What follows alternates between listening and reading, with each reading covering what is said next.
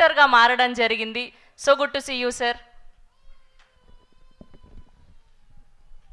Thank you అండి. ఊడింది అది. నరేష్ నేను కలిసి ఒక సినిమా చేశాము. అక్కడి నుంచి ఒక 10-12 ఏళ్ళుగా ఇద్దరం క్లోజ్గా అబ్జర్వ్ చేస్తున్నాను. నిజంగా సినిమా కష్టాలంటే ఏంటనేవన్నీ పాపం పడ్డాడు. ఈ పాపం అనుకోకుండా రావట్లేదు, నిజంగానే వచ్చింది.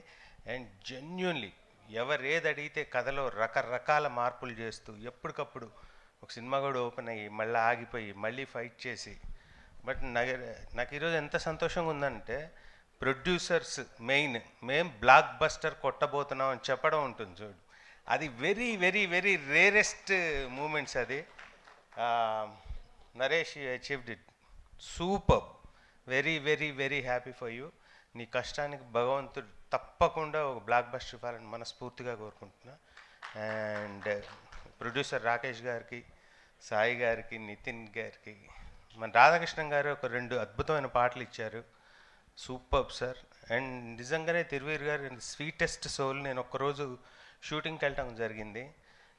ఇంత మంచివాడిని నేను ఎక్కడా చూడలేదని అనిపించింది.